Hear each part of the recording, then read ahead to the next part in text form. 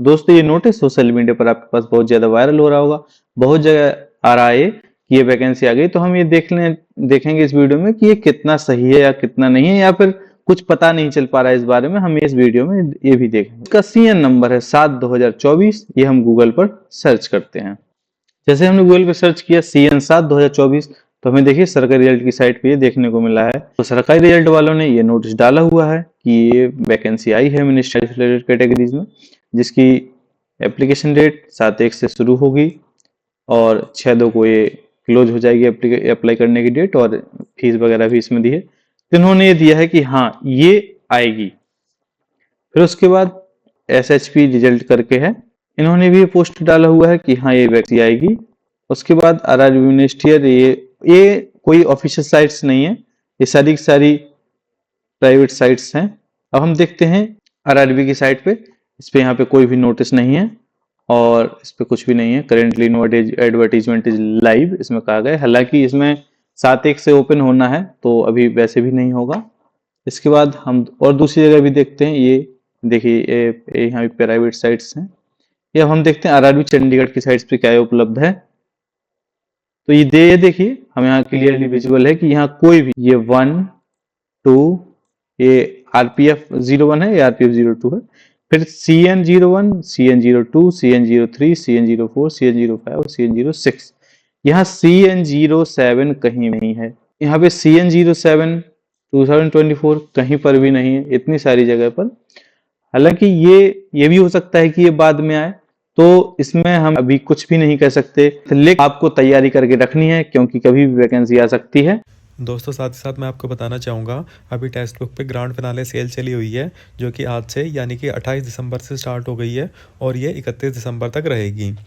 अगर दोस्तों इस बीच में आप टेक्स्ट बुक का ईयरली सब्सक्रिप्शन लेते हैं तो ये आपको मात्र 307 रुपये में मिल जाएगा, अगर आप मेरा कूपन कोड यूज करते हैं, जो कि है BHVI के भविक। दोस्तों टेस्ट सीरीज जो रहती है वो किसी भी कंपटीशन एग्जामिनेशन में एक बहुत ही इंपॉर्टेंट रोल प्ले करती है, क्योंकि दोस्तों टेस्ट सीरीज़ के बेस पे ही हम खुद को जज कर पाते हैं कि हम कहाँ पे स्टैंड करते हैं और कितनी हमको तैयारी करनी है।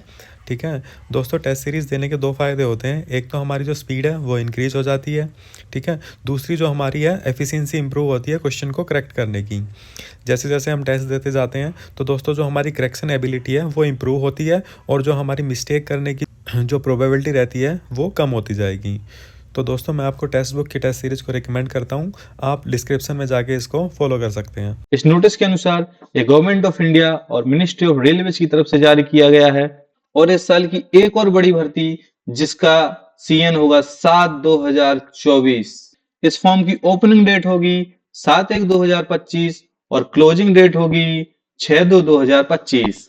अब हम ये देखेंगे कि इस नोटिस के अनुसार इसमें कौन कौन सी वैकेंसी है, उसके लिए क्या क्या एलिजिबिलिटी होगी, वो कौन से लेवल की होगी, उसका पे ग्रेड कितना होगा, मेडिकल स्टैंडर्ड कितना होगा, और उसमें कितनी वैकेंसी कराई जाएगी।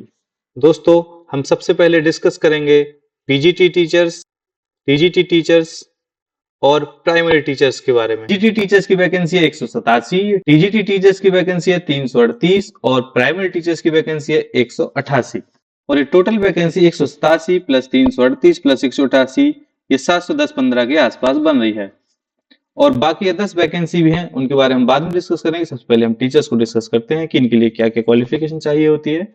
अब से पहले मिनिस्ट्रियल एंड आइसोलेटेड कैटेगरीज की वैकेंसी 2019 में आई थी, तो इसके नोटिफिकेशन के हिसाब से हम देखते हैं कि कौन कौन सी पोस्ट के लिए क्या क्या क्वालिफिकेशन चाहिए होती है।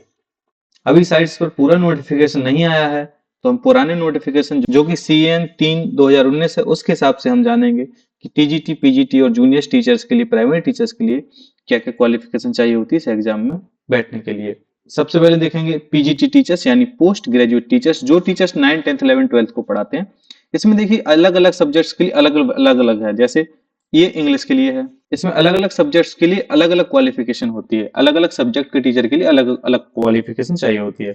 जैसे ये बायोलॉजी, ये इंग्लिश, ये ज्योग्राफी, ये फिजिक्स, ये भी फिजिक्स। मेल और फीमेल की अलग अलग वैकेंसी है, मेल और फीमेल के लिए अलग अलग वैकेंसी आई थी 2019 में। तो एक जनरल क्वालिफिकेशन जो होती है वो PGTTS के लिए एक तो मास्टर डिग्री ही चाहिए होती है।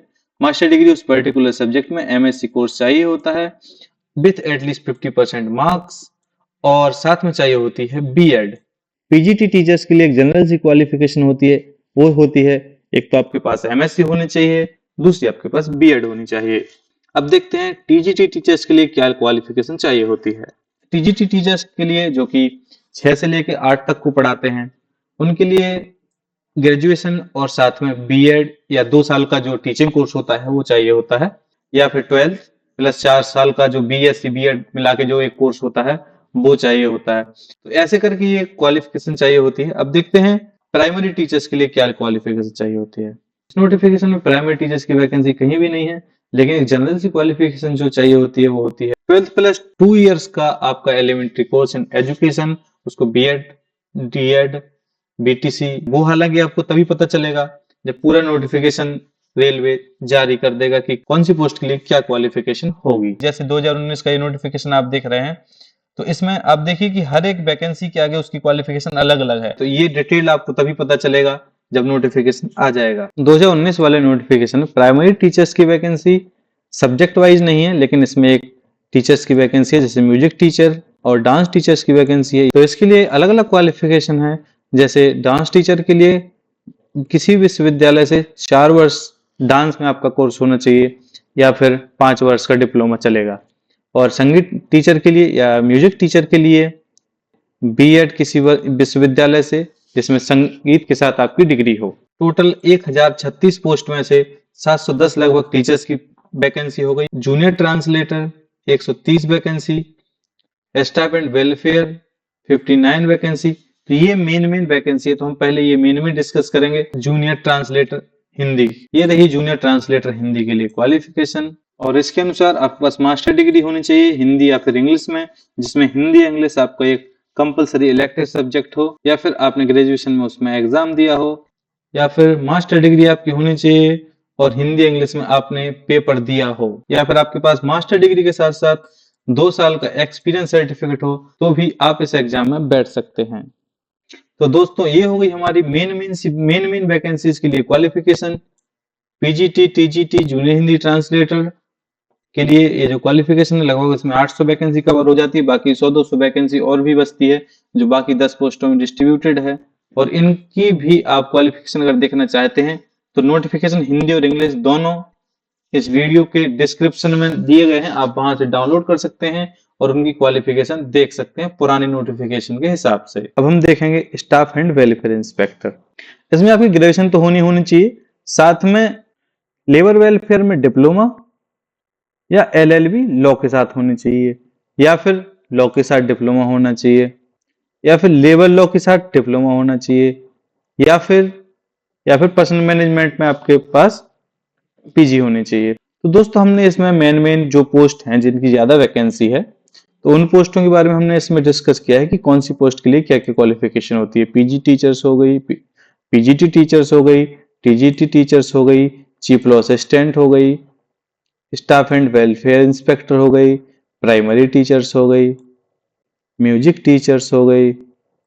ये जो मेन पोस्ट्स हैं उनके बारे में हमने डिस्कस कर लिया। तो इसमें लगभग आपकी 800 से 900 पोस्ट जो इनकी फिल होनी है। अब हम इस वीडियो में सिलेक्शन प्रोसेस जानेंगे कि कैसे सिलेक्शन होता है। सिलेक्शन प्रोसेस में सबसे पहले एक सीबीटी होगा जो सबके लिए कंपलसरी होगा। उसके बाद अगर आप स्टेनोग्राफर की कैटेगरी में अपने एग्जाम दिया है तो आपके लिए एक स्टेनोग्राफी स्किल टेस्ट होगा। उसके बाद अगर आप ट्रांसलेटर हैं तो आपके लिए ट्रांसलेशन टेस्ट होगा। अगर टीचर के लिए दिया है तो आपका टीचिंग स्किल टेस्ट होगा। जिस कैटेगरी के आप हैं उसी हिसाब से आप लोगों के टेस्ट होंगे, लेकिन सीबीटी आपका एक कंपलसरी होगा। इस सीबीटी में 50 प्रश्न आपके पर्टिकुलर सब्जेक्ट जो आपने कैटेगरी चूज की, जैसे टीचिंग, उस हिसाब से आपके 50 क्वेश्चन होंगे। बाकी के 50 क्वेश्चन रीजनिंग, मैथ, जीके और जीएस से होंगे। तो इस तरीके से आपका टोटल पेपर 100 नंबर का होगा। तो आप लोग तैयारी करके रखिए, तैयारी करते रहिए, और जैसे ही इसका नोटिफिकेशन लाइव आता है हम आपके सामने फिर से एक वीडियो लेकर आएंगे जिसमें हम आपको डिटेल में बताएंगे कि कौन सी पोस्ट के लिए क्या क्या क्वालिफिकेशन होगी। तो लेटेस्ट अपडेट के लिए जुड़े रहिए हमारे साथ। धन्यवाद।